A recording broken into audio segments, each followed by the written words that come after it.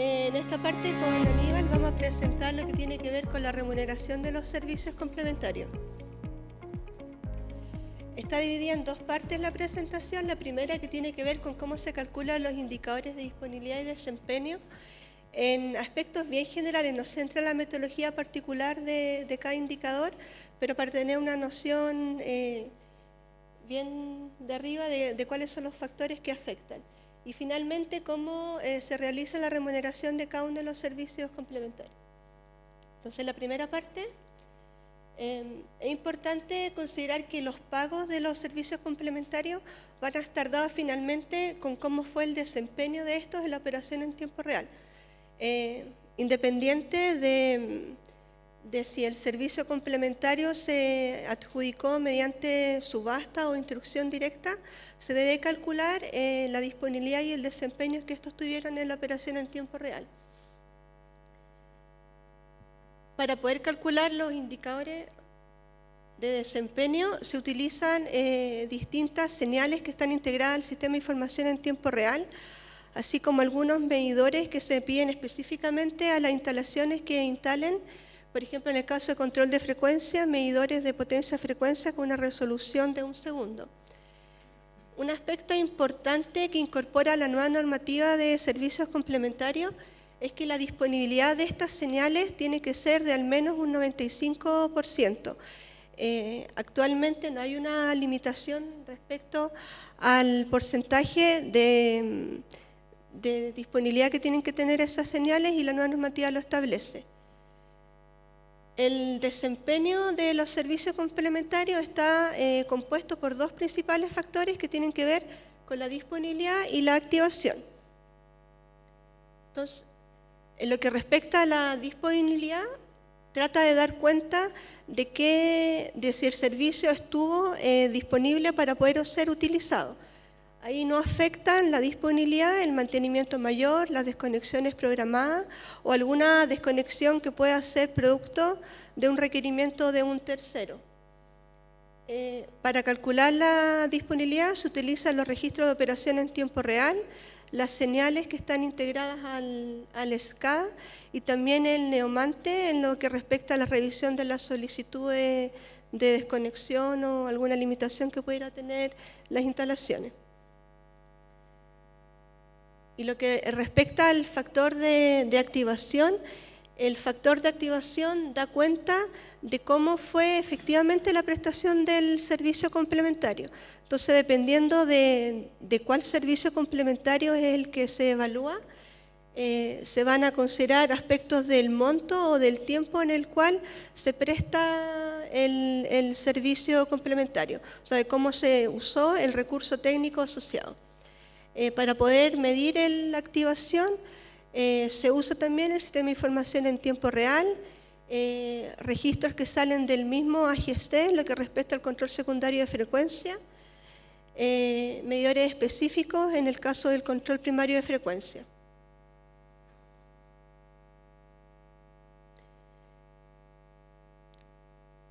Ahora, un aspecto importante que en función de la disponibilidad y cómo es entregado el servicio complementario en la operación en tiempo real, se calcula el desempeño, pero para la valorización lo que se debe considerar es un factor, bueno, los nombres no ayudan mucho, porque factor de desempeño que está asociado a un factor que se llama alfa según la normativa. Entonces, si el desempeño es superior o inferior a este factor alfa, hay o no un pago asociado a la prestación del servicio. Entonces, si bien el desempeño de cada servicio complementario se mide cada vez que el servicio es requerido, el pago efectivo va a depender de los desempeños y de estos factores alfa.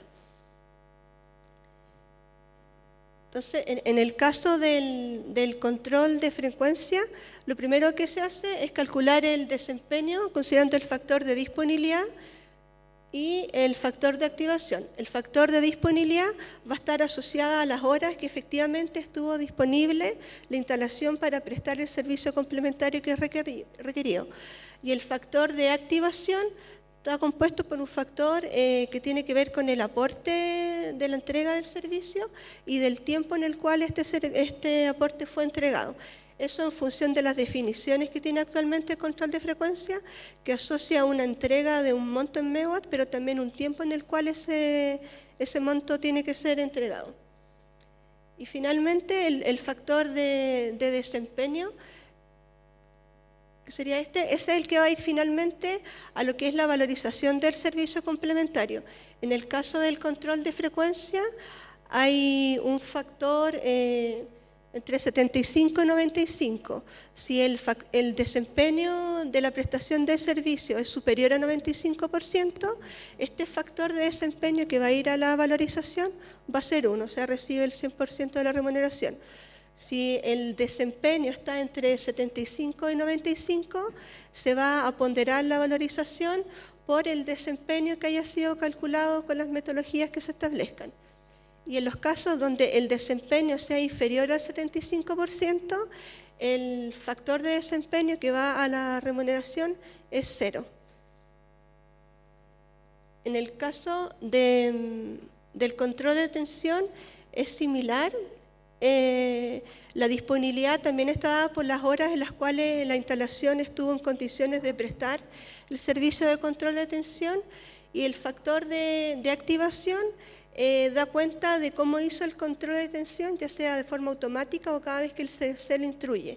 Por lo tanto, está asociado a cómo se mueve la unidad en torno a su curva PQ y también al cumplimiento de las consignas de las instrucciones. Y acá también tiene definido un estándar, este factor alfa es 98%, y acá es un poco más drástica la evaluación. El factor de desempeño que va a ir a la valorización de las transferencias, o sea, de los pagos a los complementarios, si el desempeño es mayor al 98%, este factor de desempeño es 1, y si es inferior va a ser 0. Estos factores de desempeño están definidos en la norma técnica de servicios complementarios. Hay un borrador que ya pasó por consulta pública y que debiera ser ahora publicado durante diciembre. Estos factores fueron calculados en función de estadísticas de cómo ha sido el desempeño de los servicios en el coordinador y antes en los SEDEC, y se evalúan una vez al año. En enero de cada año, o sea, el 2021, se envía cómo fue el desempeño durante el año de cada uno de los servicios, y en función de eso se evalúa cómo pudieran cambiar estos factores alfa.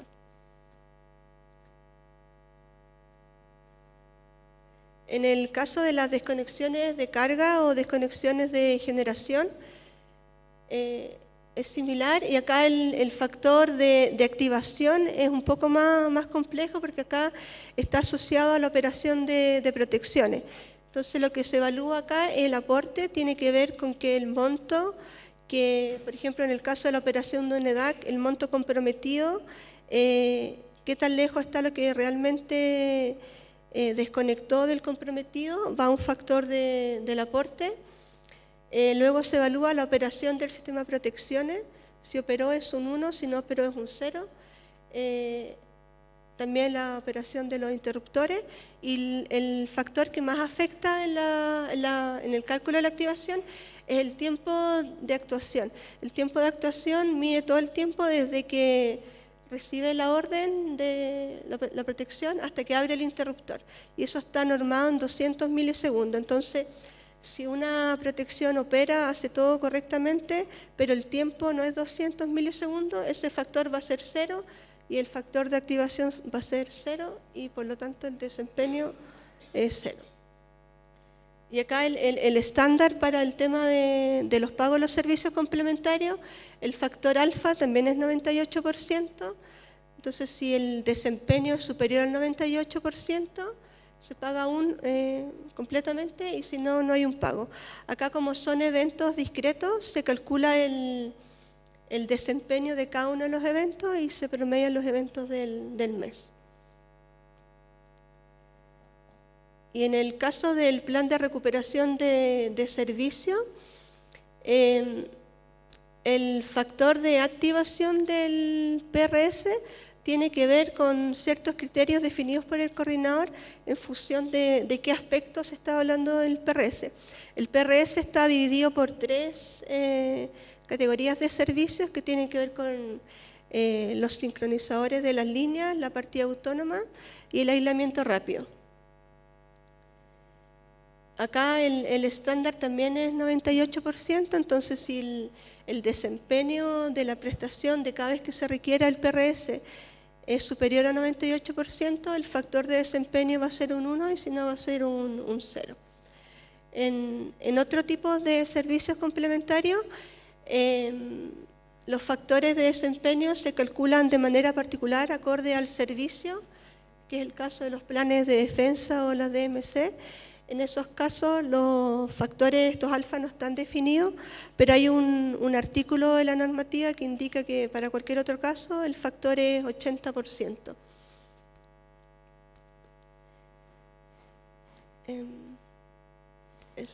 Acá lo relevante de esto, si bien acá las fórmulas a lo mejor no dicen mucho, pero cuando se calculan los indicadores de desempeño, se emite un informe. Actualmente se saca el informe un mes desfasado respecto al cálculo, lo que se está evaluando de los servicios complementarios. En ese informe los primeros capítulos dan cuenta de cuál es la metodología del cálculo de los indicadores de desempeño y los factores de disponibilidad de cada uno de los servicios y luego cómo fue la evaluación del mes. A partir de enero, con la nueva normativa, estos indicadores tienen que estar calculados los primeros 5 días del mes siguiente. Por lo tanto, los primeros días de febrero debe salir publicado un informe que dé cuenta de cómo fue el cálculo de la disponibilidad y desempeño de la prestación de los servicios de enero. Eso para que calce más con el IBT y no se paguen desfasados.